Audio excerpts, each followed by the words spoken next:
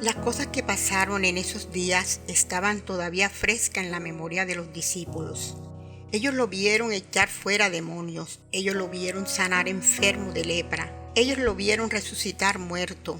A su presencia los ciegos veían y los sordos oían y los paralíticos caminaban. Era solo tocar el borde de su manto para que un dolor de 12 años saliera del cuerpo de una mujer. Pero ahora todo estaba tan confuso para aquellos que dejaron todo y lo siguieron por 3 años hermosos. Lo que vieron después fue tan contrario a lo que conocían. Arrestaron al maestro en Getsemaní, los azotes de castigo en el pretorio, su desfiguración, sus escupitajos mientras el Cristo cargaba la pesada cruz por la vía dolorosa, la crucificación en el Gólgota, la muerte por asfixia junto a aquellos 2 ladrones despreciados por la sociedad. Todo estaba tan confuso que la tristeza se había adueñado del corazón de aquellos que habían estado llenos de júbilo por fuera y por dentro al ver los grandes milagros. Uno de los más desalentados era Pedro. Le había fallado a Jesús en el momento que él más lo necesitaba. Lo había negado, aunque antes había prometido acompañarlo hasta la misma muerte. Había sido desleal y cobarde, pero en un momento el Señor aparece después de su resurrección a la orilla de la playa, donde 7 de los discípulos, incluso Pedro, estaba pescando. No habían podido pescar nada en toda la noche, así que Jesús le indica a dónde echar las redes, pero ellos aún no saben quién es ese extraño que desde la orilla les da instrucciones, siendo ellos pescadores profesionales. Toma alguno de los pescados y hace un desayuno. De pronto sale una voz fuerte, amorosa y cálida y les invita a un desayuno. «Muchachos, ahora acérquense y coman», dijo Jesús. Ninguno de los discípulos se atrevió a preguntarle quién era.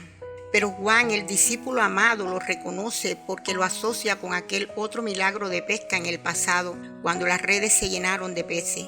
O quizás lo reconoce porque era más joven y aun cuando el amanecer estaba nublado, pudo ver mejor a la distancia que era Jesús. Lo cierto es que gritó: «¡Es Jesús!». Pedro al escucharlo se ciñó la ropa y se tiró al agua y llegó a la orilla primero que todo. Y ahí estaba el Mesías resucitado, cocinando un pez sobre unas brasas e invitándolos a desayunar. Luego del desayuno Jesús le preguntó a Pedro si éste lo amaba más que a los demás, solo que no le dice Pedro, sino le dice Simón, hijo de Jonás. Aquello debe haber dolido a Pedro. Jesús mismo le había cambiado el nombre hacía 3 años antes, pero era que Pedro había perdido el privilegio de llevar a cabo ese ministerio apostólico ante un fuego de carbón que había sido encendido en el patio del palacio del sumo sacerdote durante la noche en que Jesús fue detenido. Y qué detalle interesante, que en el mar de Galilea, alrededor de unos carbones encendidos, después de una pesca milagrosa, el Señor le restauró la misión que había encomendado. Allí el Señor volvió a colocar a Pedro en su posición de apóstol. Jesús no le pregunta, ¿te arrepientes?, ni lo obliga a decir que no lo volvería a hacer nunca más. Qué método tan hermoso el de Jesús para sanar las heridas del alma. Lo que Jesucristo pide a cada uno de nosotros no es primeramente obediencia, no es arrepentimiento, no es promesa, no es conducta, es un corazón que lo ame. Y una vez que hemos dado eso, lo demás seguirá solo.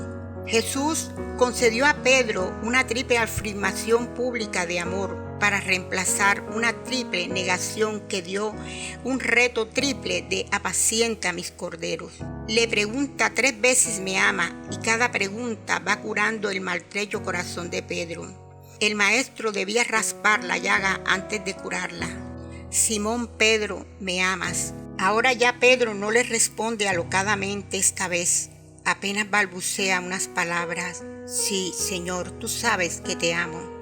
Para que Pedro pueda cumplir con ese amor a Jesús, debe darse a sí mismo el servicio del pueblo de Dios. Apacienta mis ovejas, pastorea mis corderos, confirmándole en 3 ocasiones que la restauración de su vida y su ministerio ya era un hecho. Cristo extirpó la culpa y el fracaso de un hombre que luego sería uno de los más valerosos proclamadores del Evangelio. El Señor concluirá diciéndole: sígueme. Aquella sola palabra sería música para los oídos de Pedro, y esa orden sería una consigna, pues siguió al Maestro hasta el martirio. Ese desayuno con Jesús le había cambiado todo. El canto del gallo ahora no le recordaba cómo le había fallado a quien amaba tanto. Ahora le recordaba la gracia restauradora, la misericordia infinita y el amor redentor de Cristo. Qué hermoso es saber que ese Jesús es nuestro Dios, que nunca se olvida de sus soldados heridos, no desecha a los fracasados, ni renuncia a socorrer a sus escogidos. Él es el Dios que regresa por nosotros cuando todos se van, cuando para nosotros todo está perdido. Él es quien restaura nuestros corazones rotos y aplica su bálsamo milagroso y sanador a nuestro corazón adolorido.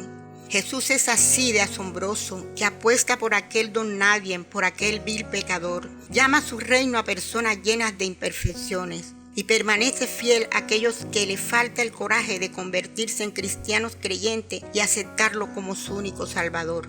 Él nunca enciende la hoguera para castigar a los que le fallaron. Él no voltea la espalda a los que le fracasaron. Comprende en esta noche que Jesús hace lo mismo contigo que hizo esta mañana con Pedro. Te invita a un desayuno y prepara todo para restaurarte y para conducirte otra vez a ese camino de restauración, de gozo y de paz. Y para decirte esas sublimes palabras de gracias tan hermosas con que terminó esta bella historia en el Evangelio de Juan, capítulo 21, del 1 al 19. Sígueme.